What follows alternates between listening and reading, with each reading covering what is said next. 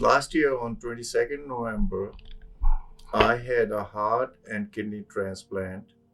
It was 12 hours long of a surgery, and I was under the effect of anesthesia. The next day, when I came out of anesthesia, mm, I was surprised to see myself in the bed, and I was very peaceful, very calm, and I had a different kind of happiness inside me. It wasn't due to the success of the surgery, it was more what I experienced during the surgery. I was not supposed to feel anything or dream anything because I was under the influence of very heavy anesthesia at that time. But some time during the surgery, I found myself at some different place.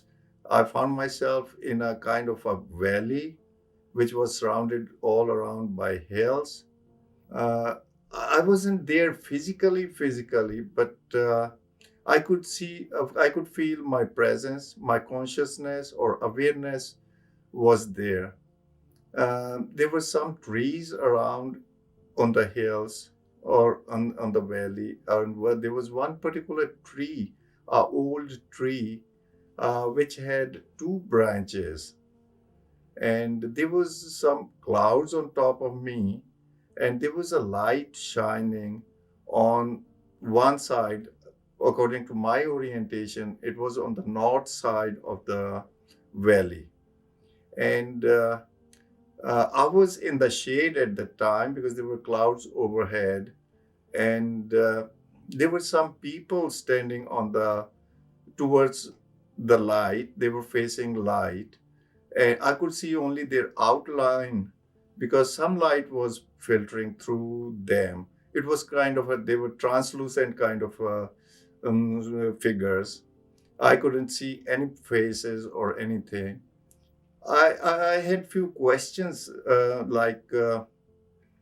in my mind at the time, and then I heard, not heard, more like I was communicating with somebody who at a upper intellect, higher intellect level, or at super level, whoever it was communicating with me, all that communication was taking place telepathically.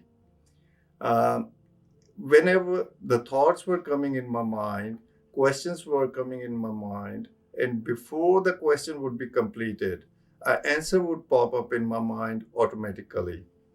And then it was conveyed or communicated to me. Somebody was telling me, oh, you finally are here. Uh, kind of somebody said, oh, you dog, you are here. And dog it's a derogatory term used in Indian system for low kind of a life. And I was little wondering why somebody is telling me or calling me a dog. Then immediately it clicked to me that I have been talking a lot about the non-existence of God, and being an atheist, I was of a strong belief that there is no God, and I professed that very loudly to everybody, whoever I'll come in contact with, or whoever would do some religious things or prayers. I would always talk to them and will raise my opinion very strongly that there is no God. Why you guys are doing all this? Uh, and then what happened was uh, uh, I questioned that where I was, and I communication came to me, or somebody told me that you know very well where you are, and then I had few questions that who is God, what's God, and the communication came to me saying that I have all the answers inside me. Somebody told me that you know all the answers, and all you need to do is look inside you, listen to yourself, and everything is in you. And then the other thing I remember very vividly is that somebody told me that you think you the center of the universe, everything, you are a very important person, and you control everything. But you are not. You're not the center of everything. Let me show you the center of the universe, or let me show you the universe. And then I moved towards a place, towards the edge of the valley, where there was a little gap between the hills, and I saw Earth spinning on its axis, and Earth was moving in one direction at that time, though it was spinning at the same time around its axis. And then other planets, they passed around, and I saw whole galaxies going by. It, and then I realized how insignificant I am in a bigger picture of the things. After that, the light, the clouds started moving, and the light started moving towards where I was. And pretty soon, the light was shining on top of me, like rays were falling on me. That was the best experience I had ever had in my life. Uh, Light was of golden white color. It was more like I used to work in metallurgy at one time, and it was more like when the molten gold is it emits a kind of a light. It's a yellowish white light, and it was that kind of a light, but it wasn't like a hot or a heat coming out of the light. It was very soothing, very calm.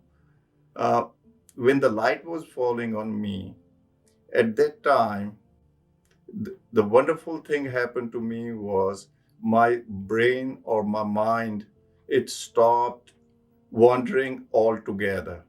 It was calm, I was calm, peaceful, and there were no thoughts at all in my mind.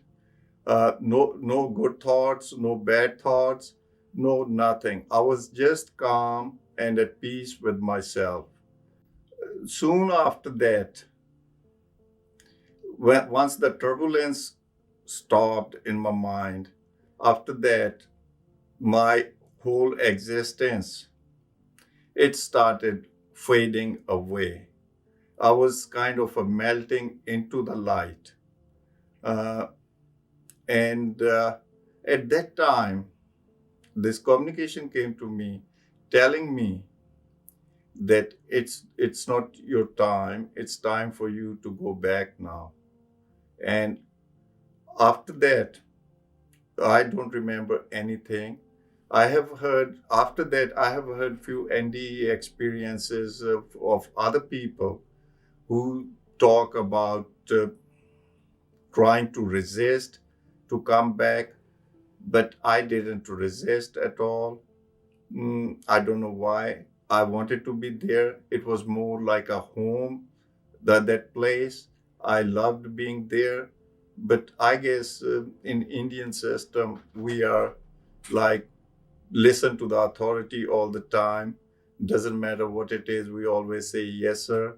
That kind of attitude we grew up with. And once I was told it's not your time and you have to go back, and after that, at that particular time my experience ended. I don't remember going back into my body, or seeing any doctors doing any surgery on me. The doctors are surprised at my improvement, how I'm improving.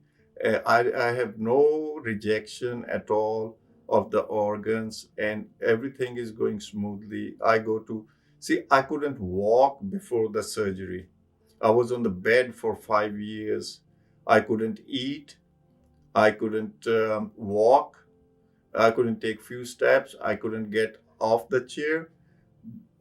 And very next day after the surgery, I walked around the uh, in the corridors of the hospital, and now I walk like about 5 miles a day. I go to gym, I swim, and I do all the normal activities a person is supposed to do, or maybe more than those activities I do. Hence, I was more logical all the time, more analytical, and more objective. It was very hard for me to accept any concept of subjectivity. Um, because in science, I guess we are told only to consider objective things or do objective analysis and everything. So God, though I belong to Hindu family, very religious Hindu family, I did all the rituals and followed all the ways of Hinduism in early childhood days. But once I came of the age and I grew up, I started questioning all those things. Uh, and moreover, it was very hard for me to accept the rituals of the religion rather than spirituality of the religion. I was against all this time. I was against all the priests doing pujas or asking for money, kind of a thing. I'm open to it. Had opened this experience, have opened my eyes, or you can say opened my mind, and I'm open to all the possibilities right now. I'm still struggling a little bit to accept some of the things, but I have turned very, very spiritual. I have a lot of respect for spirituality now. I'm very acceptable of people now who have whatever beliefs they have, whether they are Hindus or Sikhs or Christians, Muslims, or whatever they believe in. I'm very open to it. I listen to them, and I'm changing day by day. This experience has helped me a lot to understand about life itself, what life is all about. It's not about yourself only, it's for a coexistence. This planet is for everybody, and everybody has their own ways of doing the things, and let everybody be happy. It seemed so familiar. I didn't feel like at an alien place or at a foreign mm, place. It was kind of, I've been there before. Like it's kind of a home for me.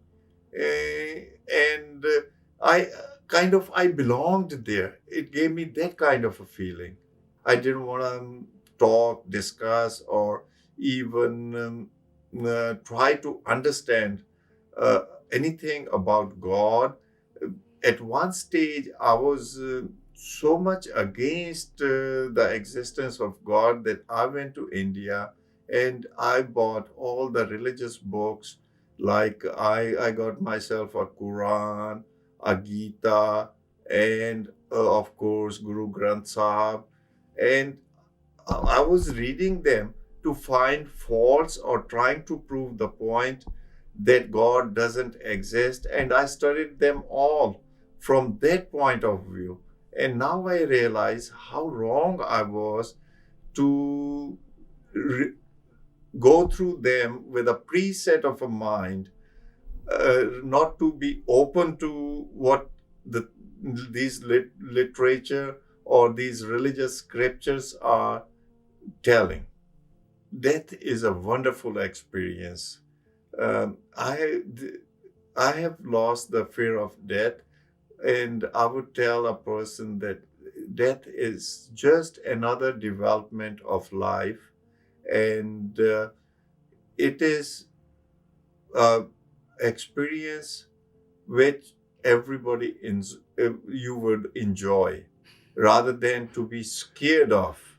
I was told that in this universe or in on this earth, everybody they're all people. They are given different jobs to perform, and there's nobody who's doing a higher job or a lower job, and everybody should be satisfied and try to do their best to their ability, whatever they can do.